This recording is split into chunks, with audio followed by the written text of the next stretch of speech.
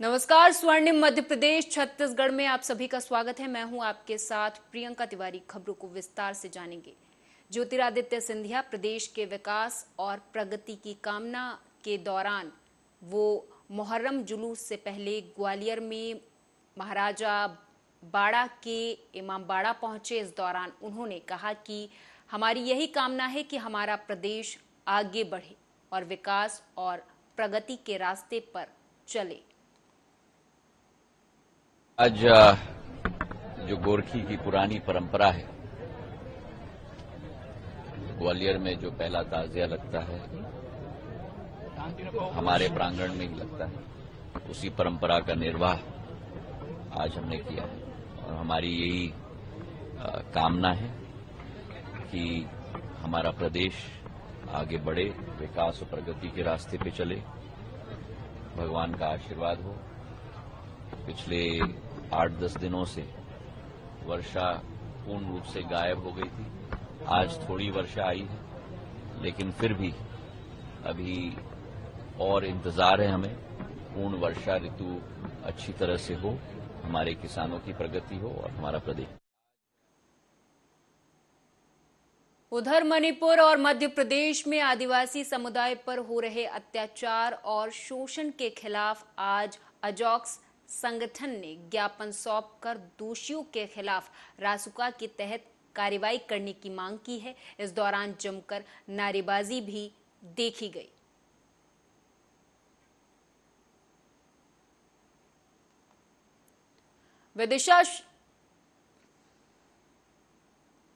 विदिशा शहर के चौक चौराहे पर मां कर्मा देवी की प्रतिमा लगाए जाने का साहू समाज विरोध कर रहा है। इसी को लेकर एक रैली निकालकर ज्ञापन सौंपा गया। विदिशा में मां कर्मा देवी की प्रतिमा चौराहे पर लगाने को लेकर साहू समाज में विवाद की स्थिति बन गई है। मूर्ति लगाने के मामले में साहू समाज में दो फड़ हो चुकी है।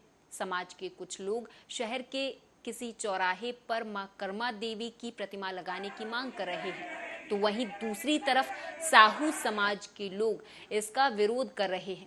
मूर्ति लगाए जाने के विरोध में आज सैकड़ों की संख्या में साहू समाज के लोगों ने एक रैली निकाली। इस दौरान जमकर नारेबाजी की गई और चौराहे पर कर्मा देवी की प्रतिमा नहीं लगाए जाने को लेकर कलेक्टर के नाम ज्ञापन दिया है। के कुछ लोग चौराहे पर मूर्ति लगाने का प्रयास कर रहे हैं, उनका हम साहू समाज, सभी साहू समाज बंधु, वरिष्ठ नेता एवं माताएं बहनें सब उनका विरोध कर रहे हैं कि चौराहे पे मूर्ति न लगाई जाए। इसका हम खुलकर विरोध करते हैं। एवं साहू समाज को जो वो बोल रहे थे, चंद लोग, 4 लोग जो हमने समाज से निकाल दिए हैं, उनके लिए साहू समाज मेरे साथ है। करीब 500 लोग मेरे साथ हैं। साहू समाज, उनके साथ तो 20 से 25 लोग थे, लेकिन साहू समाज वो देखें तो ये है साहू समाज। वो साहू समाज के चंद लोग कहने वाले होते कौन हैं? समाज से वो माफ़ी मांगें, अन्यथा समाज से उन्हें हम बहिष्कार करेंगे। जो हमारी समाज, साहू समाज हमारे साथ है। वो हमारी घोर निंदा क्या करते हैं, हम उनकी घोर निंदा करेंगे। साहू समाज देखना है तो हमारे साथ आए, वो देखें, उनका हम सत्कार करेंगे, आदर करेंगे और माला भी पहनाएंगे अगर हमारे साथ आते हैं। लेकिन गलत काम करने पर हम बिल्कुल विरोध करेंगे। और अंत समय पे अभी तो विदिशा जिले का कर रहे हैं, हम प्रदेश लेवल तक जाएंगे। आज हमने माननीय कलेक्टर महोदय को यह ज्ञापन दिया है। अभी कुछ दिन पहले हमने माननीय एसडीएम महोदय को ज्ञापन दिया था, जिसमें हमारे साहू समाज के जिलाध्यक्ष मोहनलाल साहू जी, नगर अध्यक्ष चरणलाल साहू जी के साथ हम पूरी टीम आई थी। तो उन्होंने जो समाज के जो बाहुबली हैं, उन्होंने ये कहा था कि चंद लोग हैं, ये चंद लोग नहीं है, ये साहू समाज के चंद लोग ही खड़े हैं यहाँ पे। और उन्होंने कहा था समाज को छेंक दिया। ये पूरा शहर जानता है किसने किसको छेंका है। हमारी ये मांग है साहू समाज की कि भक्त शिरोमणि माँ कर्मा देवी भगवान श्री कृष्ण की अनन्य भक्त हैं और भगवान श्री कृष्ण को वह खिचड़ी का भोग भी लगाती हैं।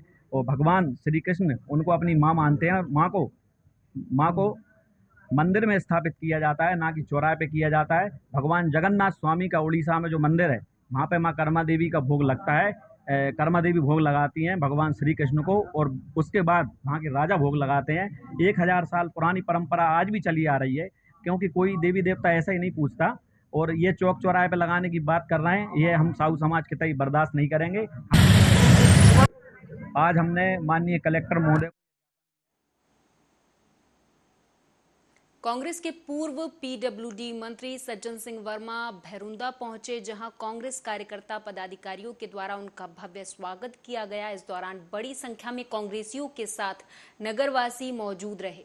वहीं पूर्व मंत्री सज्जन सिंह वर्मा ने मणिपुर में आदिवासी लड़कियों के साथ हुए दुष्कर्म के मामले पर बीजेपी पर जमकर निशाना साधा। इसके अलावा मुख्यमंत्री के क्षेत्र में भ्रष्टाचार जैसे कई मुद्दों पर बीजेपी सरकार पर जमकर हमलावर होते हुए देखे गए।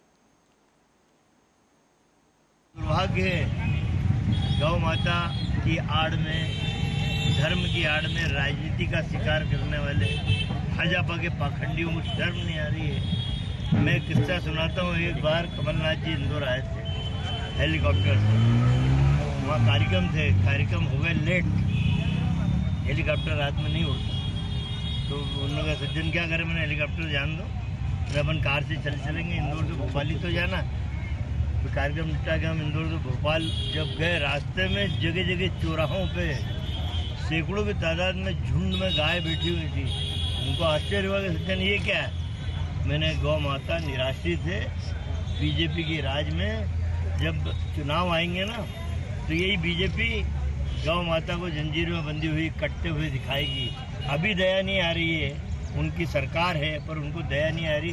कमलनाथ जी ने तभी कि मैं गौशाला बनाऊंगा, सरकार बनते ही 1000 गौशाला बनाई और 3000 गौशाला की आधारशिला रखी थी।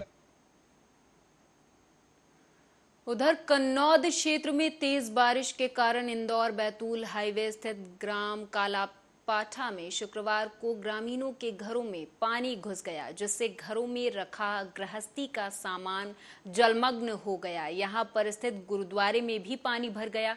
नदी में आई बाढ़ से स्कूली बच्चों को भी घर पहुंचने के लिए घंटों इंतजार करना पड़ा। वहीं विजवाड़ स्थित विजेश्वर मंदिर में दतूनी नदी का पानी गर्भगृह तक पहुंच गया। बाढ़ से हुए नुकसान का जायजा लेने के लिए क्षेत्रीय विधायक आशीष शर्मा अधिकारियों के साथ मौके पर पहुंचे। वहीं सरपंच से बाढ़ पीड़ितों के रहने खाने की व्यवस्था करने के लिए कहा गया। साथ ही अधिकारियों से कहा कि बाढ़ पीड़ितों की हर संभव मदद की जाए। ये जो बाढ़ आया इसका मुख्य कारण तो ये दातुनी नदी जो हमारी पीछे दिख रही है, यहाँ से निकलती है और ये इसका किनारा फूट गया, और किनारा फूट गया इसके कारण से पानी ज़्यादा तेज गिरा और किनारा फूटने की वजह से जो ज़्यादा पानी था वो गांव के अंदर प्रवेश कर गया और काफ़ी मात्रा में पानी प्रवेश किया और बड़ा घरों में नुकसान हुआ, अनाज जल रहा और जो सामान थे। बहुत ज़ोर से बाढ़ आई है, बहुत ज़ोर से पानी गिरा था। करीब ये 12 बजे के बाद की बात है और यहाँ से सामने से नदी फूट गई, यहाँ पास में से। आज नदी की बाढ़ के कारण कालापाठा और हथनोरी इन दो गांवों में लगभग 60-70 से अधिक मकानों में नुकसान हुआ है। गृहस्थी का सामान बह गया है, रोज़मर्रा के काम में आने वाले उपकरण खराब हो गए हैं, राशन बह गया है, रजाई गद्दे तकिए कुल मिलाकर घरों में 4 से 5 फीट पानी होने के कारण बहुत ज़्यादा नुकसान हुआ है। भगवान का शुक्र है कि कोई जनहानि नहीं हुई। कालापाठा हथनोरी के लोगों ने इस बाढ़ के समय लोगों की जान भी बचाई है, 2 मवेशी बहे हैं और साथ ही साथ किसानों की जो खेत में पड़ी हुई सोयाबीन की फसल है वो भी खराब हुई है। मौके पर राजस्व विभाग के अधिकारी पहुंचे हैं। ग्राम पंचायत के माध्यम से अभी इनके रुकने की व्यवस्था की जा रही है। मेरी जिलाधीश महोदय से भी बात हुई है। इन सब लोगों को उधर एमपी के दतिया में अवैध नशे के कारोबार के खिलाफ चलाए जा रहे अभियान के तहत जिगना थाना प्रभारी भास्कर शर्मा को मुखबिर की सूचना पर क्षेत्र के सनूरा गांव में कंजर डेरे पर पुलिस थाने की टीम गठित कर छापामार कार्रवाई की गई और मौके से लगभग 4 लाख की अवैध शराब बरामद की गई है। दतिया अतिरिक्त पुलिस अधीक्षक कमल सिंह मौर्य ने पत्रकारों को जानकारी देते हुए बताया कि आने वाले विधानसभा चुनाव को देखते हुए जिले की पुलिस ने नशा मुक्ति अभियान के तहत ये छापामार कार्रवाई की। जिगना पुलिस ने ये एक बड़ी कार्रवाई को अंजाम दिया है। कल सूचना प्राप्त हुई थी कंजर डेरा पे एक जो है एक्टिव हो गया है, जो कच्ची शराब बेच रहा है बड़ी मात्रा में। तो थाना प्रभारी को निर्देशित किया गया था, जो अपनी पूरी टीम के साथ गया था ग्राम सनौरा में, जहां पर कंजर डेरा पर रेड की थी और उसमें 60 लीटर कच्ची शराब एवं 5000 लाहन को नष्ट किया गया है। कुल कीमत इसकी जो है 4 लाख के आसपास है, जिस पर कार्रवाई की जा रही है। उधर डिंडोरी के करंजिया रेंजर पुष्पा सिंह के ऊपर ग्रामीणों ने भ्रष्टाचार के आरोप लगा दिए हैं। ग्रामीणों की माने तो वन विभाग के रेंजर के द्वारा कराए गए निर्माण कार्यों में गुणवत्ता विहीन और भारी भ्रष्टाचार किया गया है। कबीर, चबूतरा और अमरकंटक के कपिलधारा क्षेत्र डिंडोरी जिले के करंजिया वन परिक्षेत्र के अंतर्गत आता है, जहां पर ग्रामीणों ने जंगल में अतिक्रमण कर रखा है, जिनके ऊपर रेंजर पुष्पा सिंह का संरक्षण प्राप्त है, जिसे तत्काल हटाए जाने की मांग की गई है। ग्रामीणों के द्वारा कार्रवाई नहीं होने पर उग्र आंदोलन की चेतावनी दी गई है। जब इस संबंध में वन विभाग के एसडीओ AK शर्मा से पूछा गया तो उन्होंने जांच कर कार्रवाई करने के आश्वासन दिए हैं।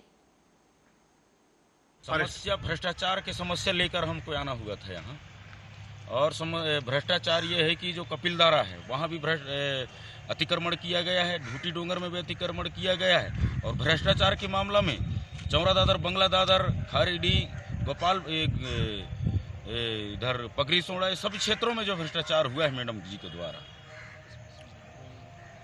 उस पर भ्रष्टाचार के आरोप लगे तो उसकी जांच होगी।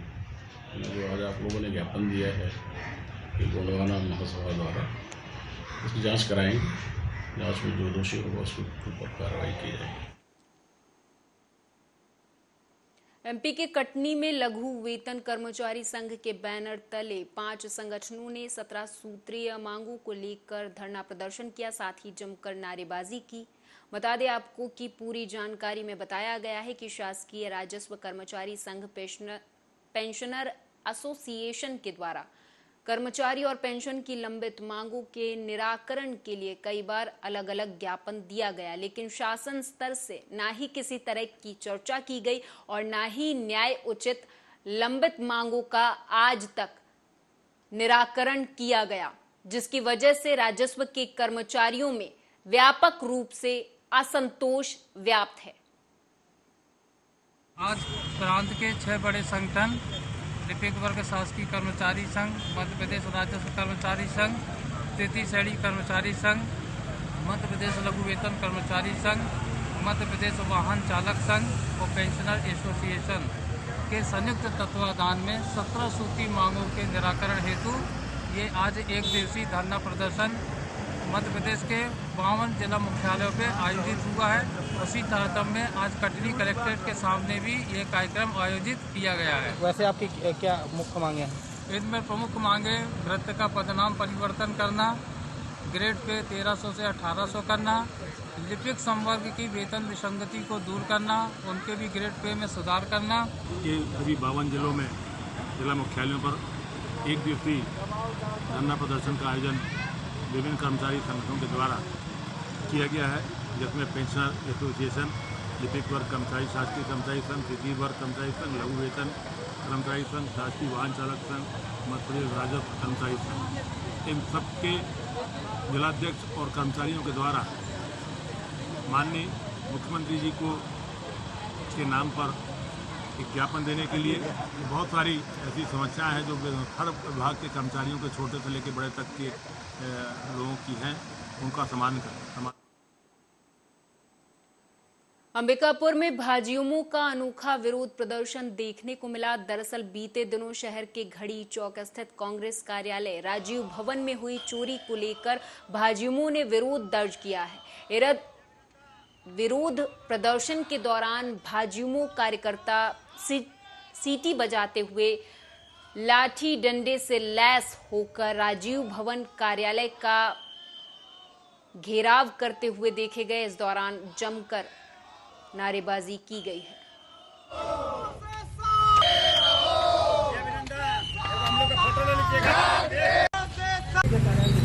जिस प्रकार से शहर में और जिले में अपराध बढ़ा है, जिस प्रकार से चोरी की घटनाएं रोज हो रही हैं, और जिस पार्टी की सरकार इस प्रदेश में है और सुशासन का दावा करते हैं, उनके दावा की कलई खुली जब कांग्रेस कार्यालय में राजीव भवन अंबिकापुर में कल चोरी की वारदात हुई। इसके कुछ दिन पहले ही संसदीय सचिव चिंतामणि महाराज के दामाद के घर में भी रात को चोरी हो गई थी। पूरे अलमारी को खंगाल दिए गए थे। प्रशासन की क्या स्थिति है और इनको आईना दिखाने के लिए टीएस बाबा अंबिकापुर विधायक और भूपेश बघेल जी कांग्रेस के जो मुख्यमंत्री हैं, उनको आईना दिखाने के लिए भारतीय जनता युवा मोर्चा ने आज चौकीदारी की और घड़ी चौक से लेकर के कांग्रेस कार्यालय होते हुए नगर निगम होते हुए हमने घड़ी चौक पर इस चौकीदारी का समापन किया। हमने पहरा दिया है। किस तरीके से चौकीदारी की? हम यह संदेश देना चाहते हैं कि कांग्रेस की सरकार में जब कांग्रेस कार्यालय सुरक्षित नहीं है तो आम जन का क्या हाल होगा। जिस प्रकार से चोरियों में अपराध बढ़ा है, उसको लेकर भारतीय जनता युवा मोर्चा कड़ा विरोध दर्ज करा रही है।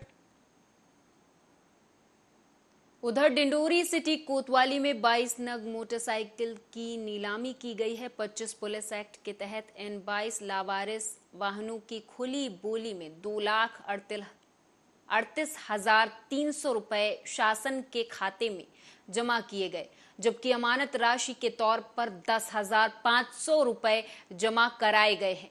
आपको बताते चले कि पिछले लंबे समय से पुलिस थानों में लावारिस वाहनों की संख्या बढ़ती जा रही थी, जिसके निराकरण के लिए 25 पुलिस एक्ट के तहत उच्चाधिकारियों के निर्देश और एसडीएम के आदेश पर नीलामी प्रक्रिया को किया गया है।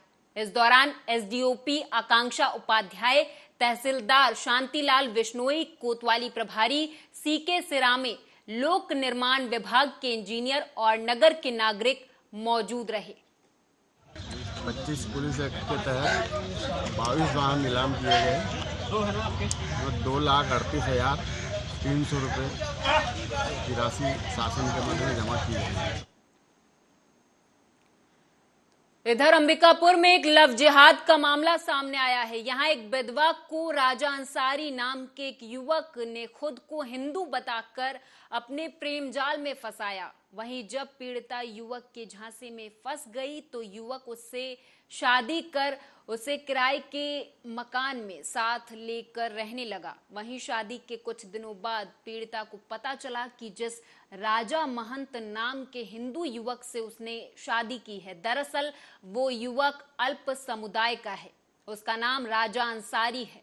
वहीं पीड़िता ने जब युवक का विरोध किया तो युवक पीड़िता पर धर्म परिवर्तन करने का दबाव बनाने लगा। पीड़ित का आरोप है कि धर्म परिवर्तन न करने पर आरोपी ने उसे जान से मारने की धमकी भी दी है। एक लड़की है, उससे एक लड़का प्रेम संबंध में थी और लड़की को अपना नाम जो है उसने राजा महंत उसी के कास्ट का बताई थी। तो लड़की चूँकि पहले से शादीशुदा थी और अपने लिए शादी के लिए नए लड़का भी ढूंढ रही थी, तो लड़की अपने घर में भी मिलवाई, सब जगह मिलवाई, बहुत दिनों तक साथ में रहे। और बाद में जब ये लोग अलग से रहने लगे एक औपचारिक शादी के बाद, तो कई दिनों बाद लड़की को पता चला कि वो हिंदू न होके दूसरे धर्म मुसलमान लड़का है। तो जब लड़की उससे अलग होना चाह रही तो लड़का जो है उसको धमकी समकी दिया कि तुम्हारा वीडियो वगैरह है, तुम मेरे से अलग होगी तो मैं वायरल कर दूंगा। और उसका जो भाई से भी लड़की ने उसके लड़के के भाई से जब बात की तो लड़की के भाई लड़का का जो भाई है वो भी लड़की को धमकी उमकी देने लगी कि बहुत दिन हो गया है, अब तुम साथ में रहो। एक मुसलमान लड़का है जो अपना क्या बोलते हैं कि मेरा धर्म बता के वो मेरे से बात करता था, हिंदू बता के। हाँ, हिंदू बता के बात करता था। और क्या बोलते हैं अपना नाम तो सही बताया था, लेकिन मैं उसका कास्ट गलत बताया था। वो क्या बोला था कि वो हिंदू है? हाँ, क्या नाम? मैं उसका नाम राजा महंत बताया था मेरे को, और उसका नाम राजा अंसारी है रियल में। तो फिर क्या क्या हुआ है? मेरे को क्या बोलते हैं मेरे घर तक भी गया था वो, तो भी बताया मेरे मम्मी पापा को कि मैं महंत हूँ करके। फिर वहाँ से मेरे को लेके आया अंबिकापुर में 20 दिन रखा मेरे को। 20 दिन में मेरे को पता चला कि वो मुसलमान है, तो मैं आने की कोशिश करती थी, लेकिन मेरे को जबरदस्ती को रखता था और मेरे साथ जबरदस्ती करता था। क्या बोलते हैं धर्म परिवर्तन? हाँ, धर्म परिवर्तन करने के बोले था। और क्या बोलते हैं उसके भैया के पास गई थी, भैया को बताई भी, तो वो भी बोलने लगा कि अब धर्म परिवर्तन कर लो नहीं तो जान से मार देंगे। आज अभी कुछ देर पूर्व एक महिला के द्वारा आकर युवती के द्वारा शिकायत दी गई थी कि किसी युवक के द्वारा उसके साथ जो है अनाचार किया गया है। ऐसी शिकायत आने पर तत्काल इसमें महिला अधिकारी के साथ में उसका बयान लिया गया है और इसमें जो अग्रिम कार्रवाई होती है वो की जा रही है। और अभी जिस युवक के खिलाफ उसने आरोप लगाया था उस युवक को भी अभी पकड़ लिया गया है और इसमें मामले में अग्रिम कार्रवाई जारी है। ऐसा मैंने बताया, ये अभी शिकायत आई है, कुछ देर पूर्व ही शिकायत आई है और इसमें जो भी महिला संबंधी मामलों में जैसी कार्रवाई विधि अनुरूप कार्रवाई करने का प्रावधान है उसके तहत इसमें कार्रवाई की जा रही है। सरगुजा जिले में आई फ्लू ने अपने पैर पसारने शुरू कर दिए हैं, जिसके मामले जिला अस्पताल में रोजाना 15 से अधिक बढ़ रहे। तो वहीं नवोदय विद्यालय स्कूल में पिछले दिनों 120 बच्चे आई फ्लू की बीमारी से ग्रसित पाए गए हैं। आपको बताते चले कि सरगुजा जिले में बदलते मौसम ने अनेकों बीमारियों को जन्म दिया है।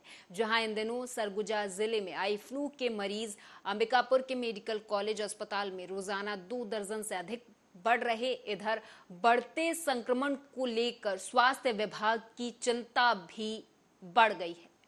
करीब 100 से अधिक बच्चे कंजक्टिवाइटिस से आई फ्लू से ग्रसित हो गए थे और तुरंत हम लोगों ने इस पर माननीय हमारे जो अध्यक्ष हैं कलेक्टर साहब से मैंने अनुरोध किया और एक टीम आई और उसके बाद जो है त्वरित कार्रवाई करते बच्चों का उपचार किया गया। और अभी आज के डेट में तो बहुत कम है, 12 बच्चे करीब हैं हमारे जो इस रोग से ग्रसित हैं। बच्चों को इसके उपाय के लिए भी बताया गया है कि वो अपने आँख को किसी वस्तु को न छुएं और बच्चों को आइसोलेट भी कर दिया गया है और बच्चे इसमें जो है बहुत हद तक रिकवर कर रहे हैं और विशेष किसी को भी कोई ऐसी समस्या नहीं आई है कि जिससे उससे किसी प्रकार का कोई गंभीर समस्या उत्पन्न।